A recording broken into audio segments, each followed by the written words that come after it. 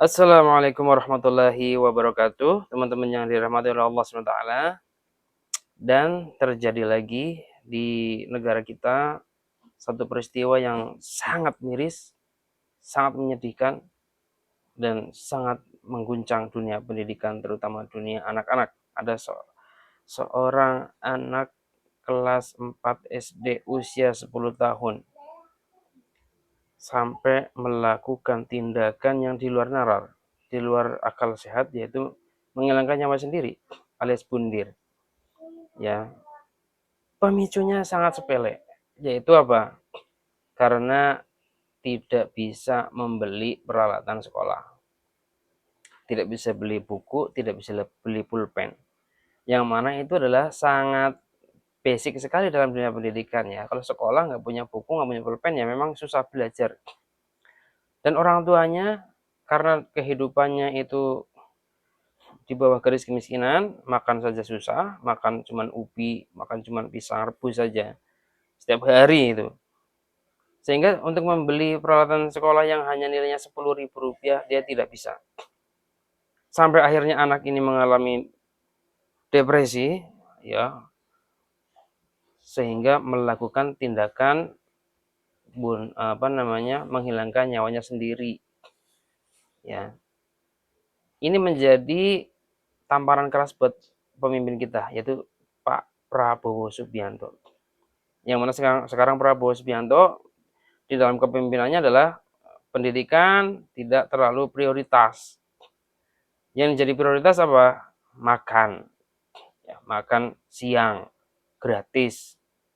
Digelontorkan dana sampai ratusan triliun hanya untuk memenuhi makanan, coba. Ya. Dan opininya kan begini, makanan itu agar anak-anak itu terpenuhi gizinya sehingga bisa belajar, kemudian bisa menjadi generasi emas di masa yang akan datang tahun 2045. Ya, tapi mirisnya makanannya dipenuhi ya, kemudian pendidikannya, anggarannya dikurangi. Bahkan sampai ada anak yang tidak bisa beli peralatan sekolah. Ya, padahal ya katanya peduli pendidikan, tapi ternyata ya sampai terjadi seperti ini. Yang kemudian fakta selanjutnya, keluarga si anak yang inisial YBS ini di NTT itu adalah keluarga miskin yang ternyata tidak pernah mendapatkan bantuan apapun dari pemerintah. Bansos nggak dapat, apalagi PIP, Kartu Indonesia Pintar, ya tidak sampai ke mereka. Dan mungkin ini bukan satu-satunya keluarga yang tidak bisa mengakses pendidikan yang layak, tidak bisa membeli peralatan sekolah, bukan cuma dia. Cuman karena sekarang ada kasusnya si anak kecil yang YBS ini kemudian muncul di permukaan sampai menggemparkan, ya, sehingga mencoreng dunia pendidikan kita. Ya, kalau sudah kejadian gimana? Akhirnya apa? Menteri Pendidikan turun tangan, Menteri Sosial turun tangan. Ya, walaupun mereka Menteri Pendidikan, Menteri Sosial, mungkin Menteri semua menteri turun tangan, itu juga tidak bisa mengembalikan nyawa yang sudah hilang. Artinya apa? Penanganannya selalu terlambat. Seharusnya negara itu punya instrumen, ya, punya aparatur desa, ada kepala desa, ada RT, ada RW, ada camat, ya, ada bupati. Apa kerja mereka? Ya, sehingga ada rakyatnya yang hanya makan sehari-harinya adalah ubi sama pisang yang direbus, tidak ketahuan, tidak sampai mendapatkan bantuan. Ya, apa yang mereka kerjakan pejabat-pejabat itu? Dan tentu ini akan bermuara kepada satu pemimpin yang namanya Presiden Prabowo Subianto yang memiliki tanggung jawab penuh. Dan ya, ini ancamannya sangat berat. Ya, sekarang kan mungkin Indonesia tidak diatur dengan hukum syariat ya, makanya menjadi susah ya, orang-orang itu menjadi terdolimi. Karena kalau pemimpin tidak menerapkan hukum syariat, ya, maka dia itu adalah menjadi pemimpin yang dolim. Allah Subhanahu wa taala berfirman, "Wa man lam yahkum bima anzalallah faulaika humul dolimun." barang siapa yang tidak berhukum dengan hukum Allah, maka dia adalah orang dolim. Maka Prabowo ini adalah orang yang dolim. Terbukti apa? Kedolimannya sampai mengakibatkan anak kecil 10 tahun menghilangkan nyawanya sendiri. Ya, dan dosanya sangat besar.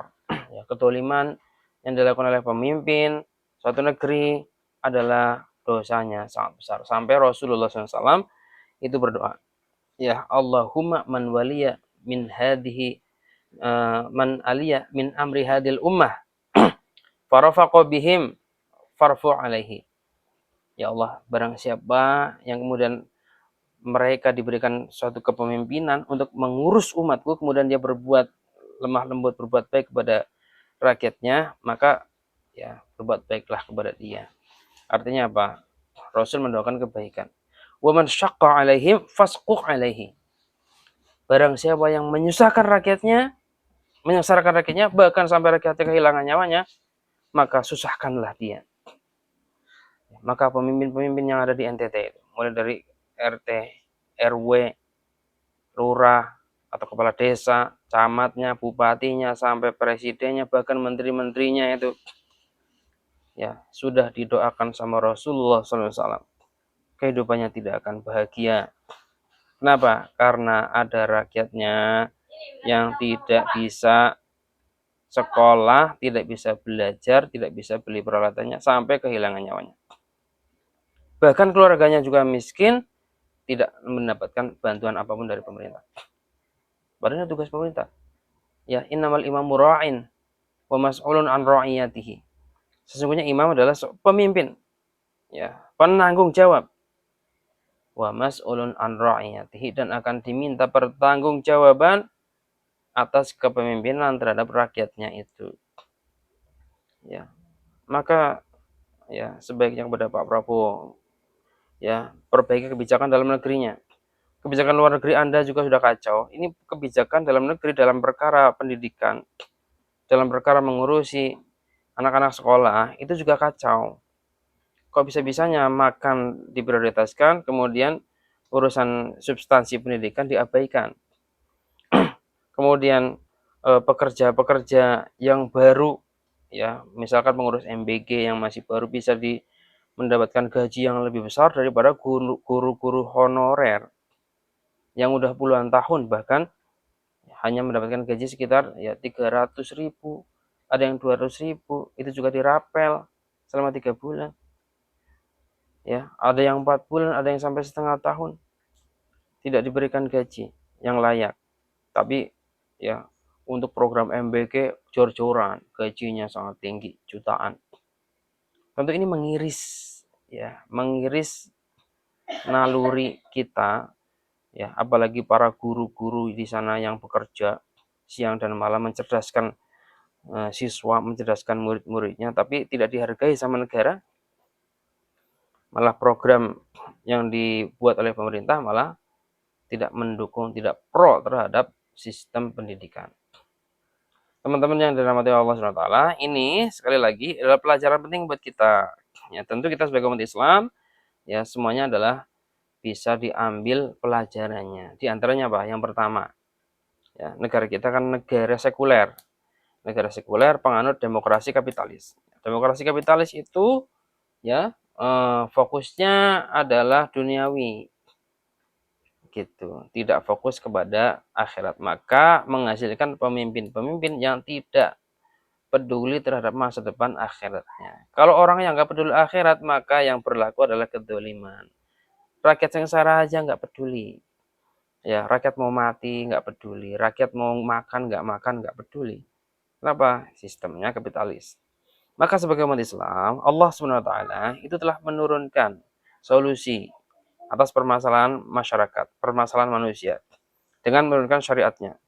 Ya, walladzi arsala rasulahu bil huda wa dinil haqq liyudhhirahu 'ala dini kullihi.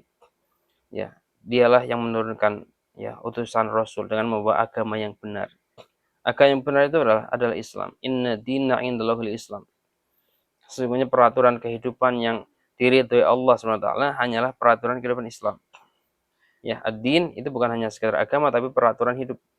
Maka dalam mengatur urusan kehidupan, kita harus kembali kepada Al-Quran.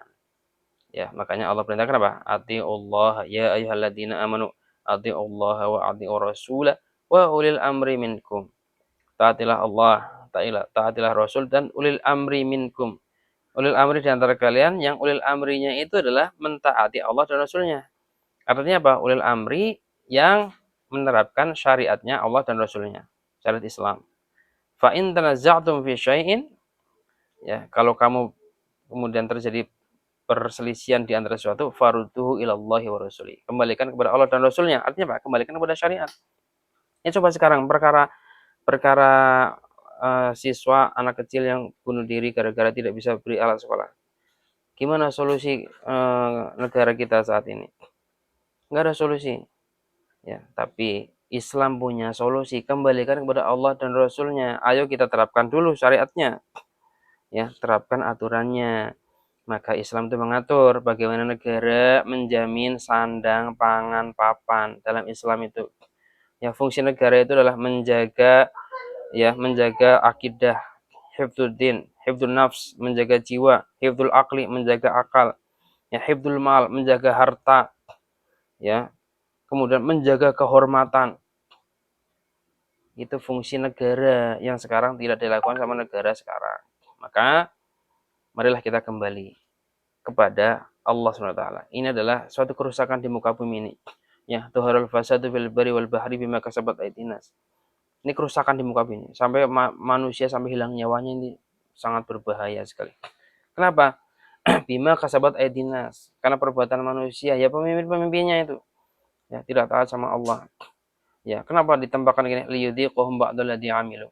Agar manusia merasakan sebagian apa yang diperbuatnya. La'allahum yarji'un, agar mereka manusia itu bisa kembali kepada syariat Allah Subhanahu wa taala. Ya, mungkin ini bisa kami sampaikan. Semoga ini diskusinya sangat panjang sebenarnya yang ingin kita sampaikan, tapi ya mungkin silakan kalau mau ada diskusi di kolom komentar, ya, kita bisa diskusikan masalah pendidikan, masalah Islam, dan masalah pengaturan suatu negara. Terima kasih. Assalamualaikum warahmatullahi wabarakatuh.